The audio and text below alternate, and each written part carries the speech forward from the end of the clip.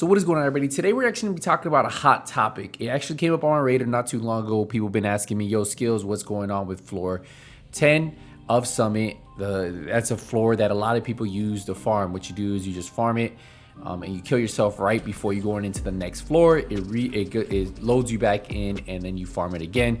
And you constantly can just do that floor over and over.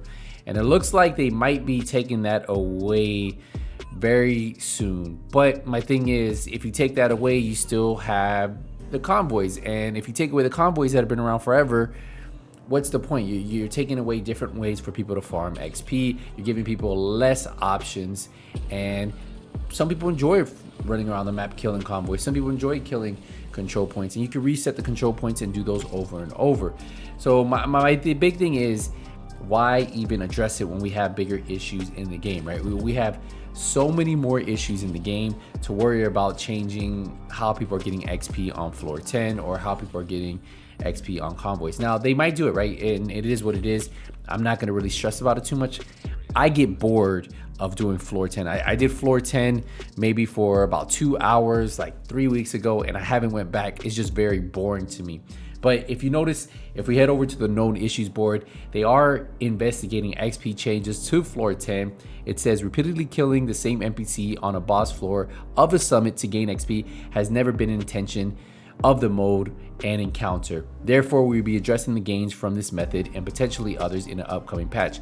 More details to be shared at a later date.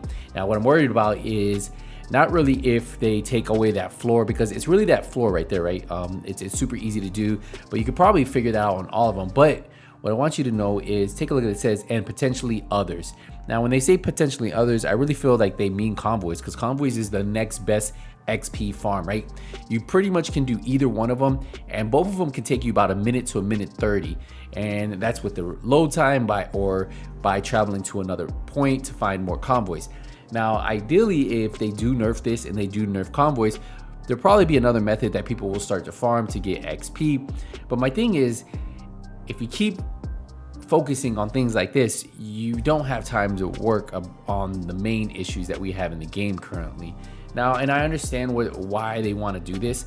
And the funny thing is, we probably wouldn't even have this issue about gain XP if we didn't have the Shade Watch, right? If the Shade Watch wasn't a thing, say, and we didn't need expertise points, this probably wouldn't be even a thing, because most people use their Shade Watch for the materials, right? That's why they want to get, once you get past 1,000, it doesn't really matter, but it does matter if you want those materials so you could use them to level up your expertise and then level up your gear. Now, if they take that away, it slows down the grinding, and obviously that's what they want. They don't want everybody to have level 20 everything right off the bat. And they probably didn't want everybody to have level 20 expertise right off the bat. And there was people who did it. It took me, even with traveling for a full week, about, I want to say 1 week, 2 weeks. But my biggest thing is, I really don't see the issue with floor 10. I understand some people don't agree with it, and I understand some people enjoy it or they like doing it. For me, I'll tell you, it's very boring. Like, it's not something I can see myself doing over and over and over. I just don't really see myself farming level 10 of the summit. I get super bored doing it, and it's never been something that I've enjoyed doing. And I know some people, they actually like it. They like doing it.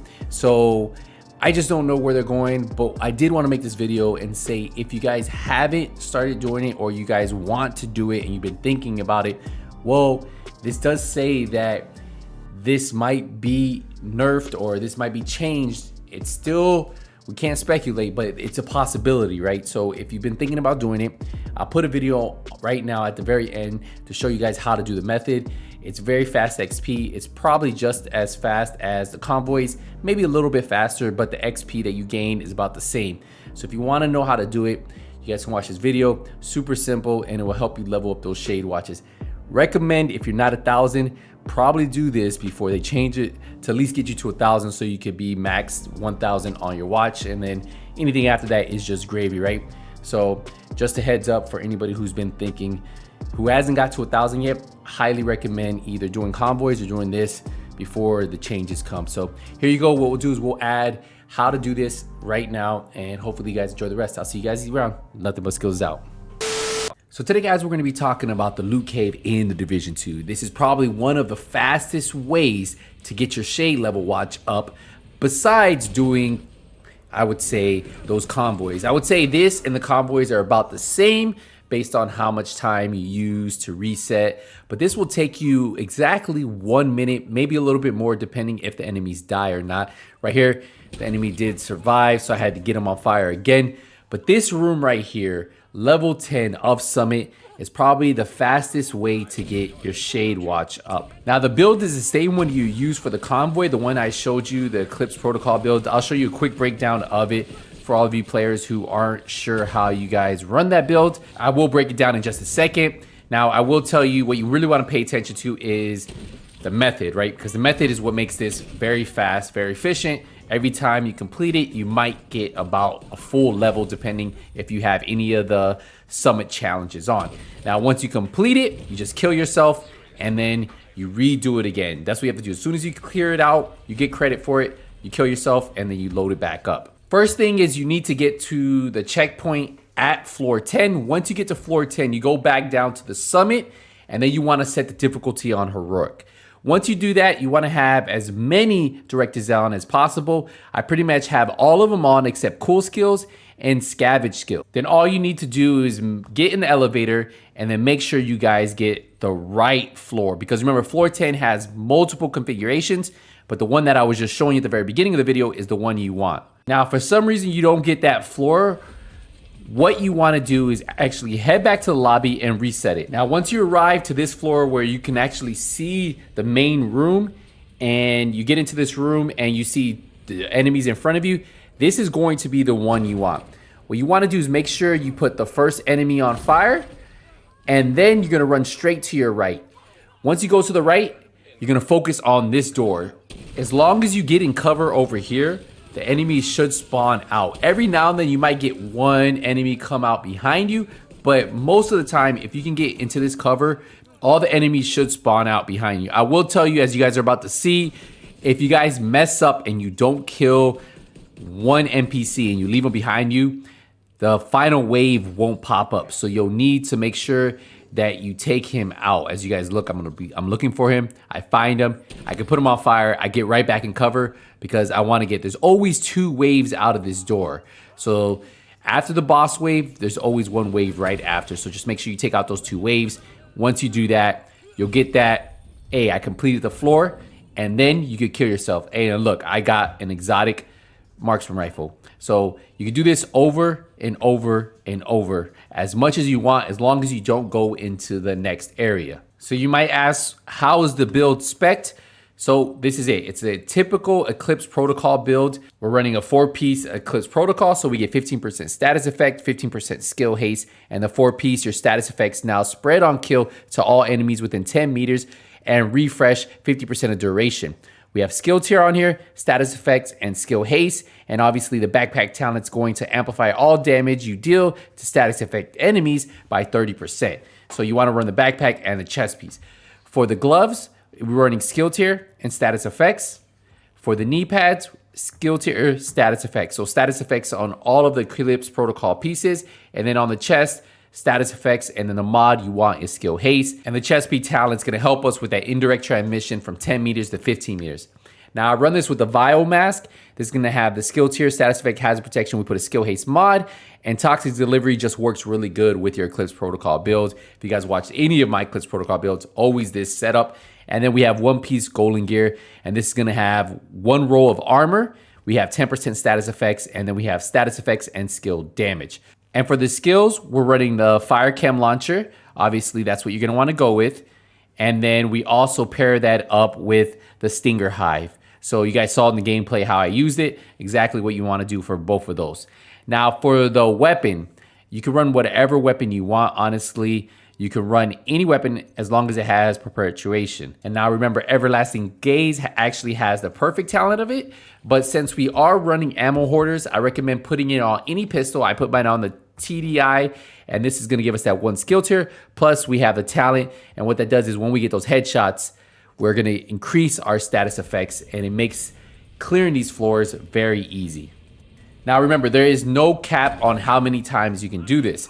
as long as you don't go into the other room. As long as you kill yourself after you clear the floor and you stay in this room right here, it will automatically respawn all the enemies. And don't worry, if you make some mistakes like I did right here, you can usually save it. As long as you're in cover over here, when you kill the final enemies that spawn this section right here. But look how easy it is. Your hive's gonna do damage, your burn's gonna burn them. You shouldn't have any issue. Getting your shade level watch up is probably going to be a lot easier. So my recommendation, if you have a build like this, hey, try it out. I will tell you, this does get very boring very fast because you're doing the same thing over and over. You're not running around. And to me, that's why I honestly like doing convoys, because I can do convoys in about a minute, minute 30. And while it is about 30 seconds, maybe 15 seconds longer than this, at least I'm running around, seeing something different than the same floor over and over. So just something for you guys to keep in mind. Remember, the Eclipse Protocol build works amazing with this. Another thing I will tell you is when you're going from floor 1 to 10, you can have it on normal and you can have no directives on. You don't have to worry about having it on heroic. You could actually change it. Once you get to floor 10, just go down to the bottom, reset it, right? Don't reset the floor level, but reset what you want. So put it on heroic, add those directives, and that's all you have to do. So 1 to 9, just do it on normal if you want to speed through it. Once you speed through it, then you can focus on this and just do this over, and over. And before you know it, your shade watch will be up there.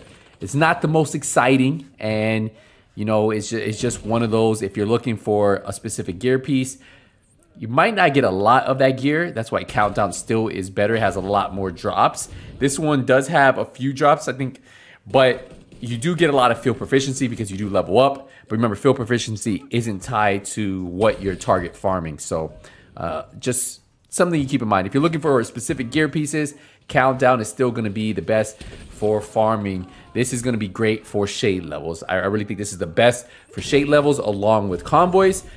And if you're looking for gear, well, gear is going to be better in Countdown. So just something for you guys to keep in mind. As you guys see, I can just do this all night if I really wanted to. So a lot of you guys were asking me about this method to show you guys how to do this method. This is another way for you guys to farm shade watches.